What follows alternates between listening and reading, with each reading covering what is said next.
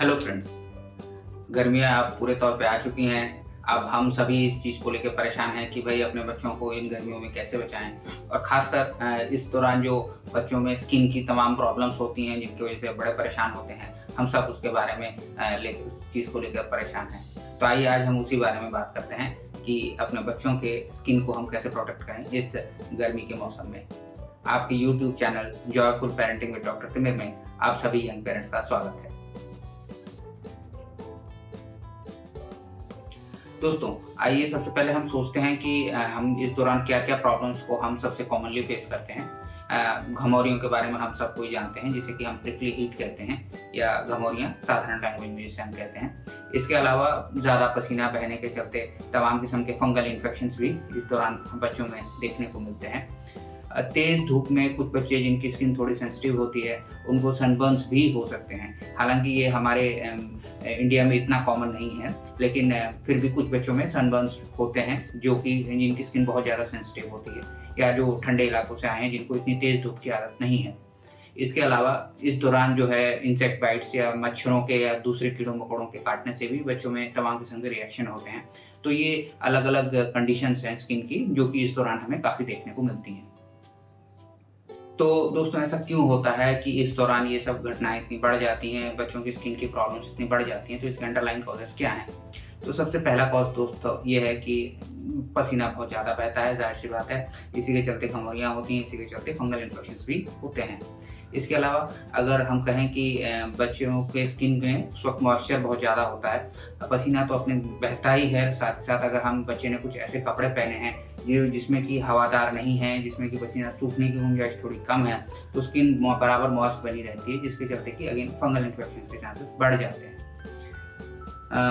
अगर हम कुछ मालिश कर रहे हैं किसी तेल से या अन्य चीज़ों से जिसमें कि आपके पसीने के डक्ट्स जो हैं वो बंद हो रहे हैं, यानी कि जो पसीना निकलने के जो स्किन में छिद्र होते हैं वो अगर ब्लॉक होते हैं तो भी बच्चे को परेशानियां बढ़ जाती हैं। चौथी बात कि अगर बच्चा तेज़ धूप में निकलता है तो भी जैसा कि मैंने आपको कहा कि जो सनबर्न्स की पॉसिबिलिटी बढ़ जाती है, तो कोशिश यही रहनी चाहिए कि तेज़ धूप में ना निकलें करके। इसके अलावा इस मौसम में, ये गर्मी और बारिश के मौसम में कीड़े मकोड़े जो हैं और मच्छर, इनकी संख्या में बहुत इजाफा होता है, तो इंसेक्ट बाइट और इसके रिएक्शंस भी इस दौरान काफ़ी देखने को मिलते हैं। तो दोस्तों, हम क्या कर सकते हैं कि हमारे बच्चों को ये सब परेशानियां ना आए? तो ये प्रिवेंटिव मेजर्स क्या हैं? चलिए अब हम उस बारे में बात करते हैं। सबसे पहली बात, हमारे कपड़े वो कैसे होने चाहिए? तो पहनने के लिए बच्चों को हमें हमेशा ढीले ढाले कपड़े और सूती कपड़े देने चाहिए। टाइट कपड़े और खासकर अगर सिंथेटिक मटेरियल से बने हुए हों जो कि हवादार नहीं हैं, जिनमें पसीना सूखने की गुंजाइश कम है, उनसे बच्चों को परेशानियां बहुत ज़्यादा बढ़ जाती हैं। दूसरी बात कि जब हम कपड़ों की बात करते हैं तो हम सिर्फ उन्हीं कपड़ों की बात नहीं करें जो बच्चे ने पहन रखे हैं, बल्कि वो भी जिस पे कि वो सोता है, यानी उसकी बेडिंग। तो बेडिंग भी सूती होनी चाहिए, उसमें भी सिंथेटिक कपड़ों का इस्तेमाल नहीं होना चाहिए। खासकर आपने देखा होगा कि जो आपके फोम के कुशन्स आते हैं या फोम की बेडिंग्स आती हैं, तो और जिसके ऊपर सिंथेटिक कपड़ा भी लगा होता है, तो ये चीज़ें अगर हम स्किन के पॉइंट ऑफ व्यू से देखें तो इस मौसम में खासकर बिल्कुल भी अच्छी नहीं है। तो आपसे ये मेरी रिक्वेस्ट है कि बच्चों को हमेशा कॉटन के बेडशीट के ऊपर और कॉटन की बेडिंग के ऊपर ही सुलाएं।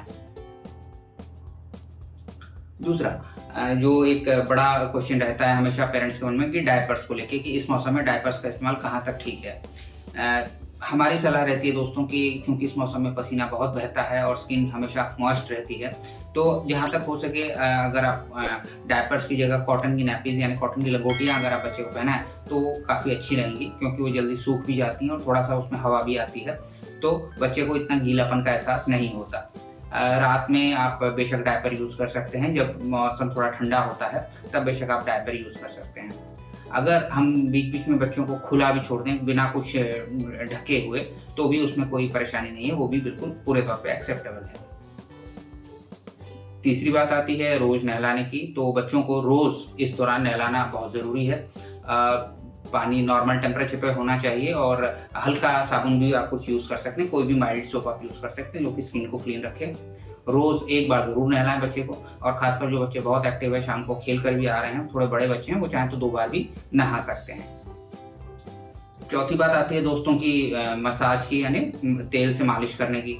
तो हमारी आप लोगों से हमेशा रिक्वेस्ट रहती है कि आप इस दौरान नॉन स्टिकी यानी बिना चिपचिपा वाला तेल का इस्तेमाल करें बच्चों को मालिश करने के लिए। तो सबसे अच्छा तेल इसमें कोकोनट ऑयल यानी नारियल का तेल रहता है, जो कि काफ़ी हल्का होता है, आराम से स्किन में चला जाता है। तो जो थोड़े से रिलेटिवली हेवियर ऑयल्स हैं, जैसे कि हम कहें कि सरसों का तेल या ऑलिव ऑयल, तो इनका इस्तेमाल इस दौरान थोड़ा अवॉइड करें। और अगर आप मालिश कर रहे हैं तो उसके बाद आप ज़रूर उसे एक गीले कपड़े से पोंछ दें, ताकि एक्सेस ऑयल जो है बच्चे की स्किन से हट जाए और उसके जो स्वेट डक्ट्स हैं यानी कि पसीना निकलने के जो छिद्र हैं वो ओपन ही रहें, तो बच्चा रिलेटिवली ज़्यादा कंफर्टेबल रहता है। पांचवी बात आती है दोस्तों की कीड़े मकोड़ों से कैसे बचा जाए। तो आप कुछ स्प्रे ऐसा इस्तेमाल कर सकते हैं बच्चे के ऊपर डालने के लिए, उसके कपड़ों के ऊपर डालने के लिए, कोई भी ऐसा जिसमें कि कोई पॉइजनस केमिकल नहीं हो, कोई भी हर्बल स्प्रे ऐसा आप यूज़ कर सकते हैं। दूसरी बात कि इससे और आसान तरीका है कि अगर हम बच्चे को पूरा कवर करें, लेकिन कॉटन के कपड़ों में, ढीले ढाले कॉटन के कपड़ों में, ताकि मच्छर और कीड़ों को काटने का मौका कम मिले। तो ये भी हम इस तरह से यूज़ कर सकते हैं, तो बच्चे को मच्छर और कीड़े कम काटेंगे और उसे परेशानी कम हो। आखिर में दोस्तों हम बात करेंगे कि हम जो तेज़ धूप से बच के रहना चाहिए, यानी प्रोटेक्शन फ्रॉम द सन। तो जहाँ सीधी धूप आती है वहाँ से ना जाएं, उधर से बच के जाएं, छाया में चलें। और अगर हो सके तो जो तेज़ धूप का वक्त है, यानी सुबह के 10 बजे से दिन के 3 बजे तक, इस दौरान घर से बाहर ना निकलें। बच्चे चाहें तो एक वाइड हैट यानी चौड़े हैट्स का भी यूज़ कर सकते हैं, और जिसमें कि उनके ऊपर धूप थोड़ी कम आएगी। कुछ बच्चे जिनकी स्किन ज़्यादा सेंसिटिव है वो सनस्क्रीन भी यूज़ कर सकते हैं। बच्चों के लिए जब आप सनस्क्रीन यूज़ करें तो देखें कि वो बच्चों के लिए पहली बात वो वेरीफाइड हैं कि बच्चे इसको यूज़ कर सकते हैं। दूसरे, उसमें जो SPF है यानी सन प्रोटेक्शन फैक्टर, वो 15 से ज़्यादा हो सके तो 30 से ज़्यादा हो, लेकिन एटलीस्ट 15 से ज़्यादा तो हो ही, तभी हम उसे एक इफेक्टिव सनस्क्रीन मानेंगे। आखिर में दोस्तों हम बात करेंगे कि अगर ऐसा कुछ हो जाता है, बच्चे कुछ परेशानी है, तो अब हम क्या क्या कर सकते हैं। तो घर में हम क्या क्या कर सकते हैं। तो जैसे सबसे साधारणतः आपसे मैंने कहा कि घमौरियाँ सबसे कॉमन प्रॉब्लम है, यानी प्रिकली हीट। तो इसमें हम बच्चे के जो है जिस अफेक्टेड एरिया है उसके ऊपर हम एलोवेरा जेल वगैरह लगा सकते हैं। बार बार उस एरिया को अगर हम गीले कपड़े से पोंछ दें तो उसमें पसीना भी कम आएगा, प्लस उसके जो स्वेट डक्ट्स हैं वो खुले रहेंगे, तो बच्चे को ज़्यादा कंफर्टेबल लगेगा। और अगर इन दोनों के अलावा हम वो डस्टिंग पाउडर्स भी यूज़ कर सकते हैं उस एरिया में, ताकि स्वेटिंग थोड़ी सी कम हो। दूसरा जो प्रॉब्लम आपको बताया दोस्तों, यानी फंगल इन्फेक्शंस का, उसमें अगेन जो घर पे आप यूज़ कर सकते हैं, तो कुछ डस्टिंग पाउडर सबसे आसान तौर पे आप यूज़ कर सकते हैं। वो डस्टिंग पाउडर देखें जिसमें कि स्टार्च हो और कुछ एक एंटी फंगल में भी एलिमेंट भी हो। इससे अगर काम नहीं बनता है तो आपको अपने पीडियाट्रिशियन से मिलना चाहिए, हो सकता है वो आपको कुछ ऑइंटमेंट वगैरह की सलाह दें इस्तेमाल करने के लिए।